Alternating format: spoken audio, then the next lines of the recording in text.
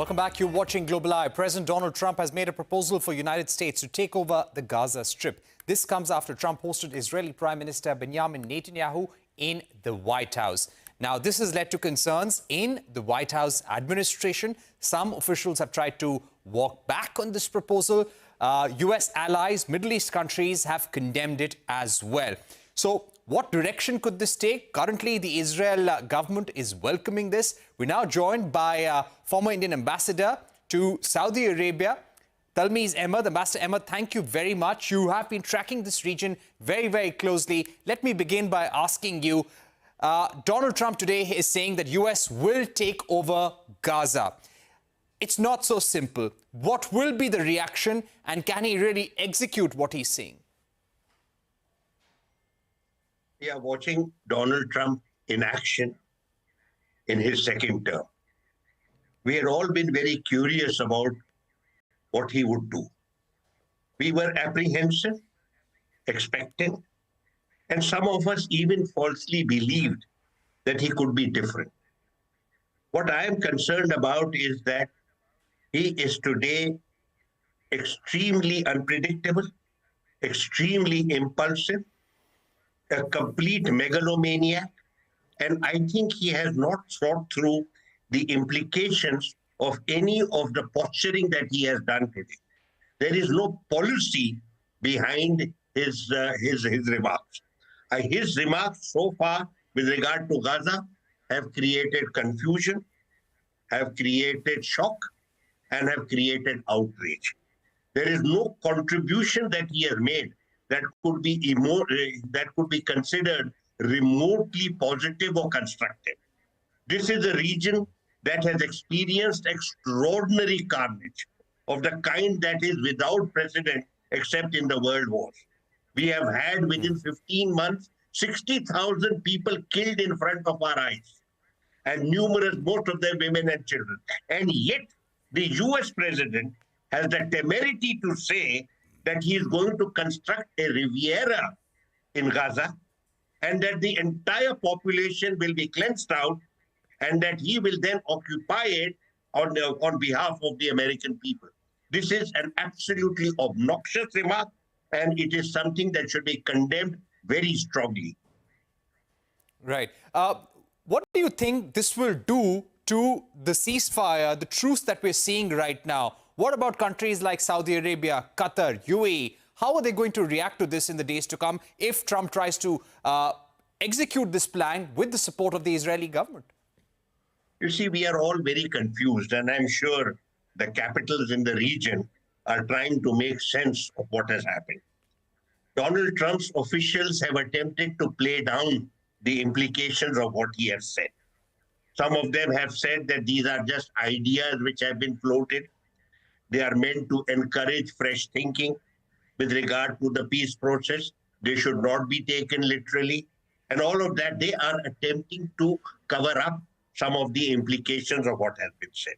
With regard to the ceasefire, the principal concern is the second phase.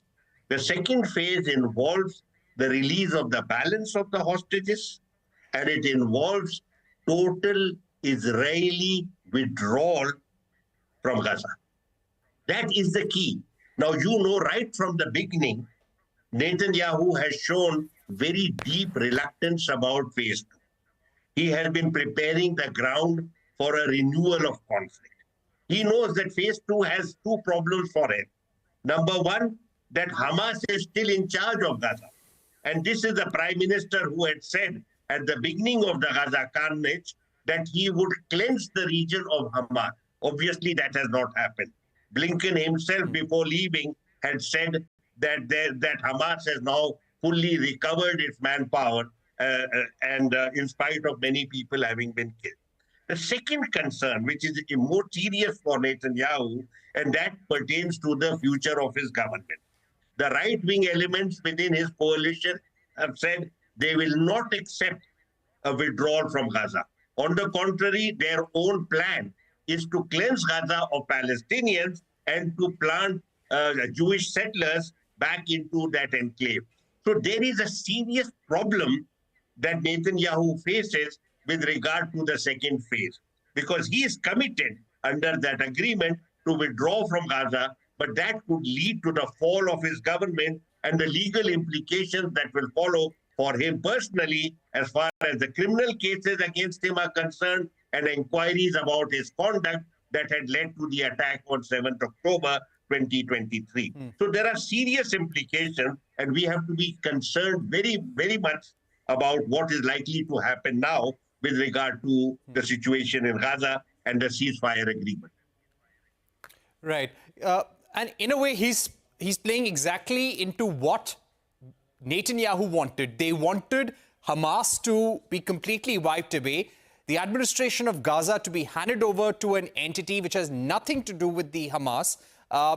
So they would definitely welcome the US proposal. But can the Israeli government, currently the Israeli defense minister is making a plan to get the Palestinians to leave Gaza, go somewhere else, and maybe return in future. How will they actually execute something like this? Will this lead to a bigger war in the Middle East? You see, this is again an aspect of serious uncertainty. I'm not sure what the Israelis actually want. Netanyahu was smirking next to the president and was looking pleased and joyful because he had attained a small part of his agenda, and that is the cleansing of Gaza. He knows, and everyone knows in the region, this is not going to happen. It is completely non-feasible. But it is something that his entire effort during this visit was to be the man to capture the president's attention and to get the president on board in terms of supporting Israel's maximalist agenda. He wanted to reaffirm the relationship he had with the president when he had come during the first term. To that extent, Netanyahu is feeling rather pleased with himself. These stray remarks that the president has made, I am not sure they constitute serious policy. I'm not even sure they are a negotiating position. My personal view is that this is a typical posturing of the president for its own shock value. And if I may quote, it is a sound and fury signifying nothing. We still have the serious matters relating to Gaza in front of us. Those cannot be ignored just because the president has created a certain verbal churn, a rhetorical churn. I don't think the serious issues can be ignored by anybody, including by Netanyahu. This is a kind of a comedy within a tragedy. And I think that we will have to ultimately address the serious issue.